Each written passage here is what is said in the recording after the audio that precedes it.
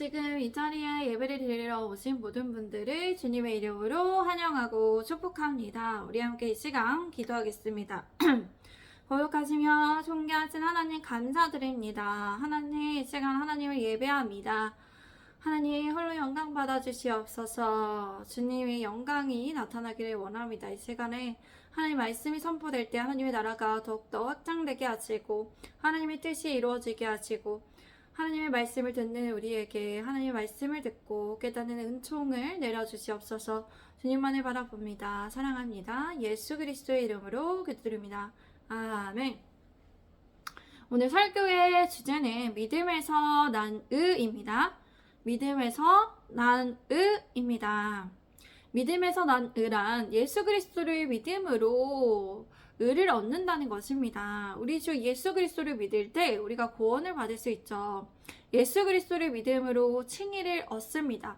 우리의 의지와 노력과 공로가 아니라 우리가 오직 의를 얻는 것은 오직 예수 그리스도를 믿는 믿음으로 주님께서 우리를 위해 쏟으신 그 사랑을 때문에 예수 그리스도의 십자가의 보혈의 능력으로 주님께서 우리를 대신하여 아파주시고 대신하여 우리의 짐을 져주시고 우리를 대신하여 죽어주셨기 때문에 우리가 그 예수 그리스도를 믿는 믿음으로 우리를 얻는 것입니다. 주님께서 부활하셨고 또 하늘 보좌에 앉아 계셔서 우리를 위해서 정보하고 계시고 또 성령님을 보내주셔서 성령님을 통해서 위로하시고 또 성령님께서 우리의 대원자가 되어주시고 파라클레토스 우리를 도와주시고 우리를 증언하여 주십니다.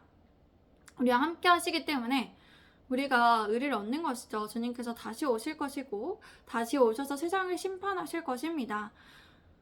우리가 그 나라에 들어갈 때 우리가 어떠한 고통과 아픔도 없이 그 나라에서 주님 안에서 기쁘고 또 행복하고 평안한 그런 곳에서 안식할 수 있다는 것입니다. 우리 함께 30절 말씀을 같이 읽습니다. 그런즉 우리가 무슨 말을 하리요? 이를 따르지 아니한 이방인들이 의를 얻었으니 곧 믿음의 선한 의요. 바울이 계속적으로 칭의, 하나님의 은혜, 또 율법, 그리고 행위 구원과 관련해서 말하고 있죠. 이러한 주제가 로마 교회에서 논쟁거리가 됐기 때문이죠. 그렇게 바울은 조목조목 잘 정리하여서 그들에게 가르쳐 주었습니다. 바울은 하나님의 주권에 대해서 하나님의 자녀가 무슨 말을 할 권리가 없음을 얘기를 합니다.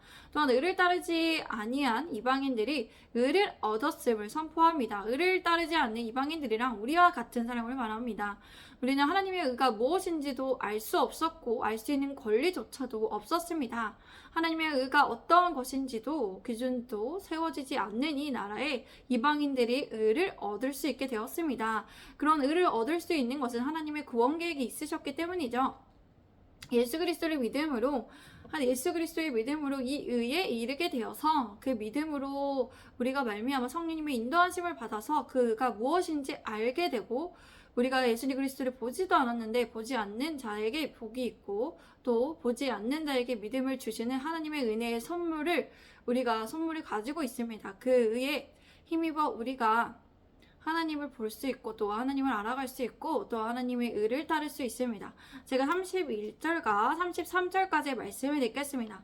의의 법을 따라간 이스라엘은 율법을 이루지 못하였으니 어찌 그러하냐. 이는 그들의 믿음을 하지 않고 행위를 의지함이라. 부딪힐 돌에 부딪혔느니라. 기록된 바 보라 내가 걸림돌과 거치는 바위를 시온에 두노니 그를 믿는 자는 부끄러움을 당하지 아니하리라 함과 같으니라.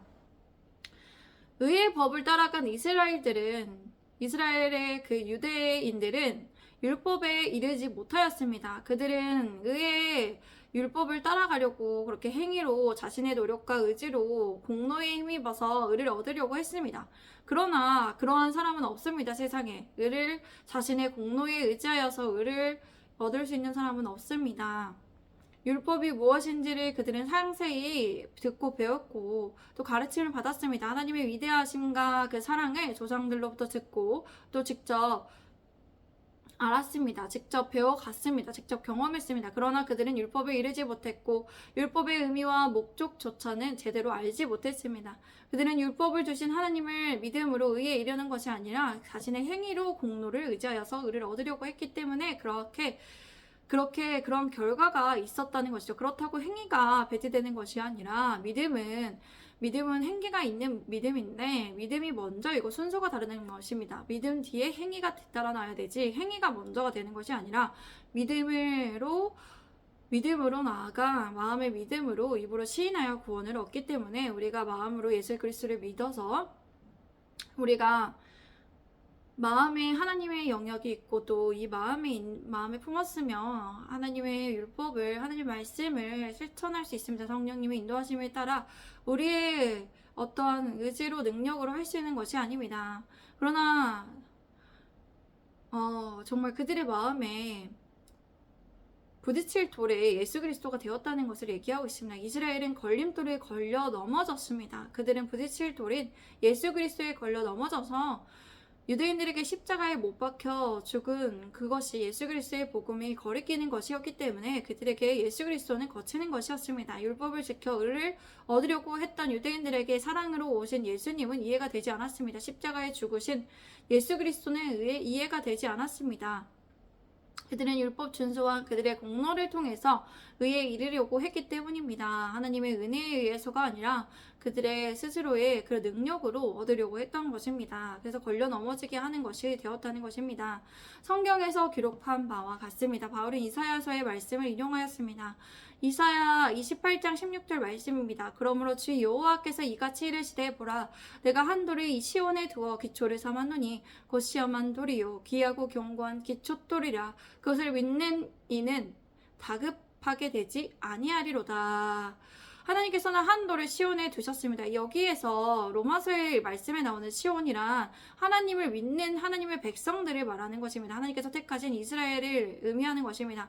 33절에 걸림돌과 거치는 바위는 예수 그리스도를 의미하죠. 그러므로 예수 그리스도를 믿는 자는 어떻게 됩니까? 예수 그리스도를 믿는 자는 부끄러움을 당하지 않습니다. 예수 그리스도를 믿는 자는 하나님의 보호하심과 지키심을 받습니다. 자신의 공로가 아닌 하나님의 은혜를 믿는 자들은 하나님의 은혜의 믿음의 선물로 인하여서 하나님을 믿는 하나님의 백성이 된 사람들은 하나님께 대하여 심판을 받지 않고 심판이 있을 때에 그들은 하나님의 은혜에 힘입어서 하나님의 피난처로 삼아서 그들을 하나님께 피하는 가운데 있어서 그들에게는 부끄러움을 당하지 않는다는 것입니다. 우리는 창세전부터 하나님께서 예정하신 구원을 받은 자로 예비되었습니다. 이 사실을 믿으시기 바랍니다. 하나님을 믿고 의지하면서 정말 하나님과 함께하는 우리 모든 분들이 되시기를 바랍니다. 늘 믿음에서 난 의로 말미암아 예수 그리스도를 따라가며 성령님의 인도하심을 받아 기도하고 날마다 하나님과 동행하시는 여러분들이 되시기를 바랍니다. 우리 함께 이 시간 기도합니다. 거룩하신 하나님 참 감사합니다. 하나님 은혜에 감사드리며 나아갑니다. 하나님 우리에게 은혜를 되시고 은혜를 내려주시고 믿음으로 나아갈 수 있게 하시니 감사합니다. 하나님 우리가 우리의 어떤 행위나 공로와 노력과 의지가 아니라 하나님을 믿음으로 은혜로 그렇게 선물로 우리가 믿음의 선물로 말미암아 하나님의 자녀가 되었으니 이 믿음에 감사하며 이 믿음을 지켜 행하며 굳세게 하여서 정말 하나님만을 따르고 하나님의 성경에 기준하여서 살아가는 우리 모두가 될 수 있게 주님 인도하시고 함께 하소서. 감사합니다. 사랑합니다. 예수 그리스도의 이름으로 기도드립니다. 아멘. 감사합니다. 오늘도 모두들 감사합니다. 감사합니다. 샬롬.